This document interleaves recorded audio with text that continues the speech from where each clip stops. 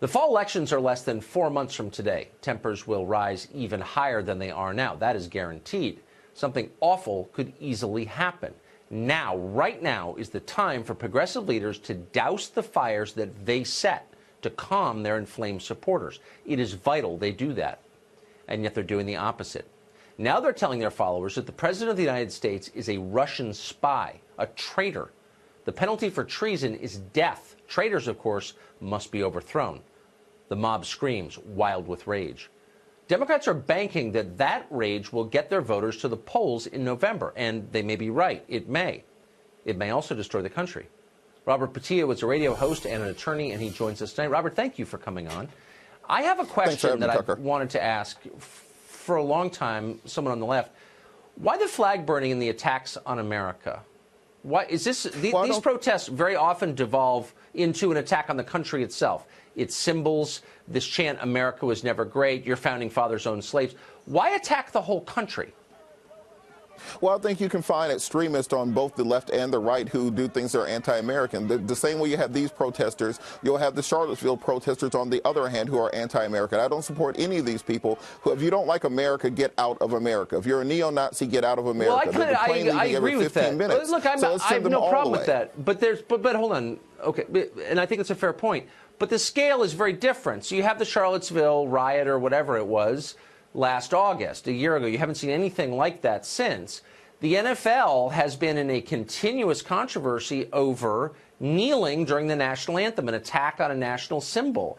Left-wing protests routinely contain attacks on the country. The T-shirt, "Your country was never great," is for sale online. So is the hat. What is that about? I'm not saying there are no conservatives, right-wingers who don't hate America, but there are a lot on the left who do, and they're very open about it. Why? And why don't leaders ever say anything about it? Well, I think leaders do, and I think it's very easy to find the clips of the most crazy, most extreme elements of the political discourse and make that seem like that is the norm. That is not the norm. Most people who are protesting are saying we want reasonable policies that all Americans can unite around. And frankly, I think a large part of this falls on the president. You know, President Truman had a placard on his desk saying the buck stops here. That is what President Trump has to take up and understand, that he has to bring these parties together. If people are protesting over the immigration policy, then do like Tip O'Neill and Ronald Reagan would do, and you bring together the stakeholders, you hammer out an immigration reform bill, you bring it before the American people, you discuss it, and that will tamp down these protests. But leaving this vacuum of information where people think that children are being kidnapped, that's not going to work. Okay, so I agree with a lot of what you're saying, actually. I do want a rational conversation about what's best for the country. Try to do that every night on this show. It's pretty hard to do that, though, when people are saying, not just random protesters in front of a donut shop in West L.A., but, I don't know, the ranking members on the Democratic side of the House and Senate are calling the President of the United States a traitor, someone who's committed treason, a death penalty offense.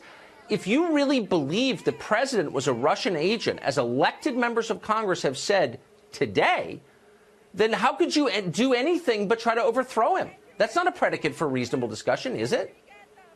Well, absolutely not. But what I think has to happen is the president hasn't explained what the point of the meeting with Putin was, what happened in that meeting with him for those 2 hours, why there was no other members of the intelligence community or national security staff there with them, why he offered to have Russians interrogate American citizens. So when you have this information vacuum, this falls in a large part on the president's communications team. Wait a second. Then why are they? Hold on. I mean, I could rebut a lot of what you just said. The president can't hand anybody over to the Russians, despite what Democrats keep saying. That doesn't work that way. You're not allowed. What is he going to, inject them with barbiturates and throw them on a plane to Moscow? I mean, it's ludicrous.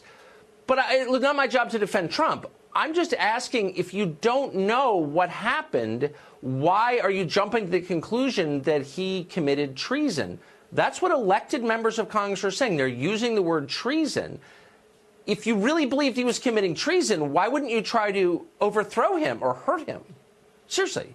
But remember, this goes back to the concept of the buck stopping with the president. He has to use his bully pulpit not to bully people, but to articulate a message to America. What do you mean? But what do you say if somebody says, wait, if I said, I don't agree with you, you've committed treason, you're a traitor, you're a sleeper cell for one of our enemies, what do you say to that? I mean, honestly, That's not the beginning of a conversation. That's a call for violence.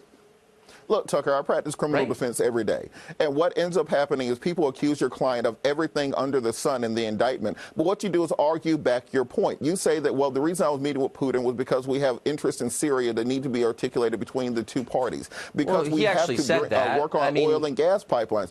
He's not getting his messaging out. And when you leave this vacuum out there, that's when you have members of the Republican Party. Are you being serious? I mean, are you being serious? Look, again, whatever. I don't care about the Republicans. Everyone always says, oh, the Republicans say it too. I couldn't be less impressed with them as a group. So that means nothing to me. But will you at least concede that calling someone a traitor is a conversation ender, not a starter? And maybe you should wait for evidence that a person has betrayed his country before calling him a traitor. Is that fair? Well, that's fair, but let's not pretend that the last 8 years, the last 16 years didn't happen. When you had people claiming that Obama was a Kenyan who was part of a sleeper cell sent here and part of a madrasa, let's understand this discourse didn't start with Trump. No member of Congress ever said that. Joe Walsh yelled out, "You lied," during the presidential address. Said that. Okay, well, he did lie, actually, but lying is very different from being part of a sleeper cell. And while being a private citizen, President Trump pushed the birtherism idea for years. Let's understand that the buck stops with the president in order to tamp these things down. Have a conversation with the American people. Say exactly what the buck stops with you. You are the leader of the free world. I don't understand your point, but I appreciate part of what you're trying to say, but I don't understand the rest. Robert, it's nice to see you tonight. Thank you for coming on. Thanks, Tucker.